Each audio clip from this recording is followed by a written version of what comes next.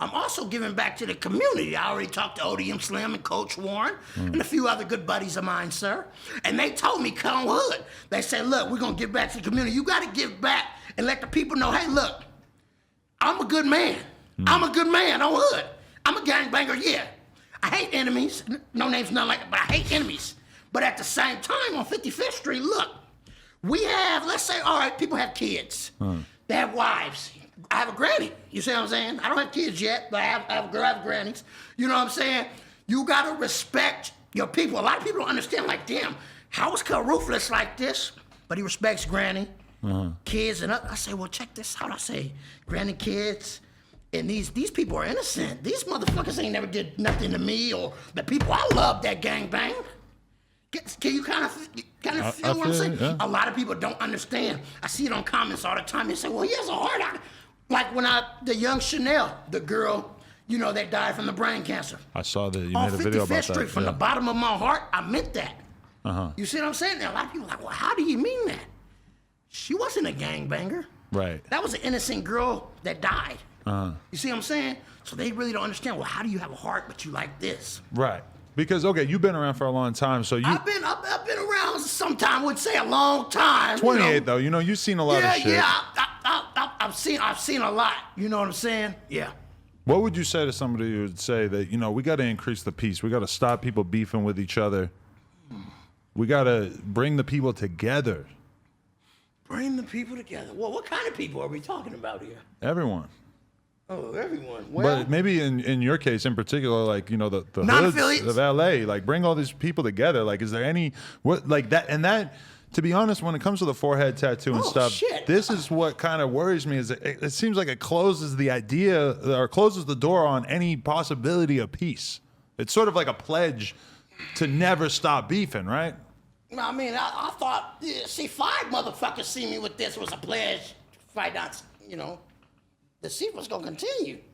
Yeah, you know what I'm saying? So, people go through a lot of hurt. You know, I know you probably got some gang-banging buddies that been in and out the county jail, the penitentiary. And they tell you, you know, it starts with pretty much, let me say, you got your people from your hood, right? You love them. Something happens, it's tragic. Shit gets tragic. Right. And that's just how it is. Then it gets so tragic to where it will mentally fuck your brain up. It mentally fuck your brain up any chance you get at whatever other side, right?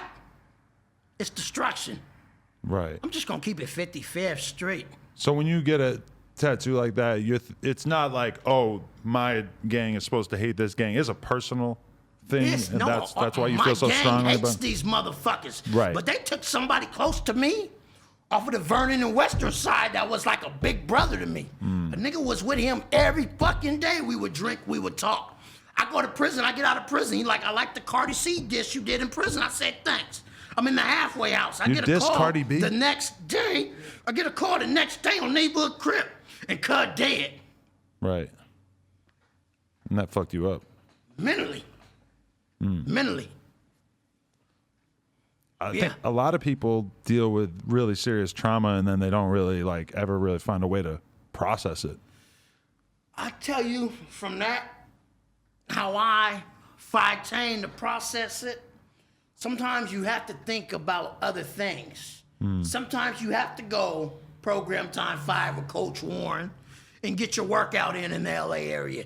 You gotta work. You know what they say? I remember when I was in prison. Lil Reese from East Coast told me, we work out. When you work out in there, you're already stressed out. You're sick as fucking everybody on the streets. You in there, you trying to get these JPays in, you're sick in your head. Get them water bags, do your workout, and you program. Get you a nice hot cup of coffee. You know what I'm saying? And program. It's all about fighting and staying focused. When people go through shit like that that's so bad, sometimes you have to get away from motherfuckers. Sometimes you have to get away, but sometimes don't you think you need to just allow yourself to really deal with the pain and the suffering? I feel like in a lot of ways you probably don't really allow yourself the space to really be sad about losing somebody you love because you're kind of obsessed with the idea of revenge. And well, I've lost a few people I've loved, you know. a young guy, December 10th. I'm sure you lost a lot of people. Yep, 2016. Everybody I know who comes from your type of situation has lost dozens and dozens of people. Dozens of people. I think a lot of people don't really even deal with how traumatic that is, you know? I think some people, you know, Tupac said, and life goes on. Life does go on. At the same time, you gotta take care of your family. You gotta get your money. You gotta build up. You hear me? And how I look at it, you build up. I mean, it's like, but it's at times. Pretty much, motherfuckers know it's play ball. I'm just gonna keep it 55th Street. What made you want to do the forehead though? Like that's full on commitment to this lifestyle, right? Every cop that ever looks at you for the rest of your life is gonna be thinking that you're the most craziest motherfucker ever. Why do it to yourself? Well, I'm to this shit, to this 55th Street, I'm dedicated to this shit. You hear me? I'm dedicated to this right here. And you know, whatever the outcome is, the outcome is. You hear me? Like I said, I'm never covering it up. It's never coming off. Never. All phase, whatever. Niggas want a penitentiary blast in the county, whatever, fuck it. You get to that penitentiary, you're gonna have to burn this motherfucker off. It ain't coming off. Right. You know, at the same time, if I would say fire other children and other people, some people are like, oh, he's a hypocrite. No. I would want them to play sports and do good things with their life. I mean, pretty much if you wanna come out here and get in that alley and meet niggas like Baby Snaps and other niggas, I mean, hey, sign your death certificate, I would. Cause once you fuck up, them big homies is on your ass. You hear me? It ain't no favoritism in this motherfucker. It don't matter how long you been from, you fuck up, you fuck up. Just like in the penitentiary, you get DP'd by your race.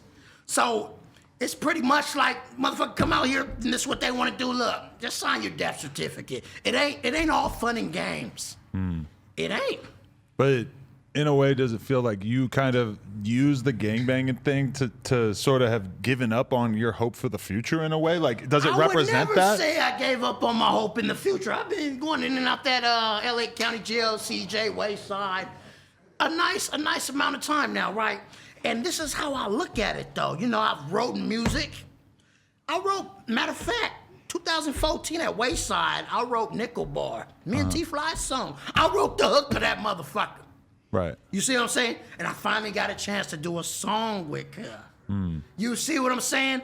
I wrote so much music in Wayside to where when I'm out now and I got music, oh shit, that's C-Mac. You read some of the comments, I was in jail with him. He ain't turned down no fades. Right. And they right. I was at Wayside writing music, waiting to come home, waiting for Baby Stretch to come get me at the Union Station.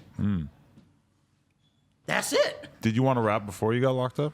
I've been doing a little rapping, you know, a little rapping. It just, it always was a dream. You know what I'm saying? But I never thought much of it.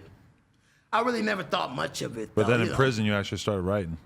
Oh, county jails. Right. Then when I went to prison, I actually started. You know, let's say when you're locked up, there's not much to do. You're gonna work out, you're gonna go to court, you're gonna fight, you're gonna go back to the dorms, you're gonna fight, you're gonna get on the bus, you're gonna get to Wayside, you're gonna fight, you're gonna eat, you're gonna go to sleep, you're gonna wake up again, you're gonna fight, you're gonna go back to court. So when you finally get your pen and your pad and you got a little chance, say, hey, look, let me go ahead and put some shit together. I'll put some shit together, and motherfuckers are like, hey, I like this, C-Mac, I like that. Even the enemy's like, oh yeah, that's gonna make some money. And they told me. Right. And I got out, you know, got to the Union Station, Baby Stretch, he'll pick me up, and there it was from there.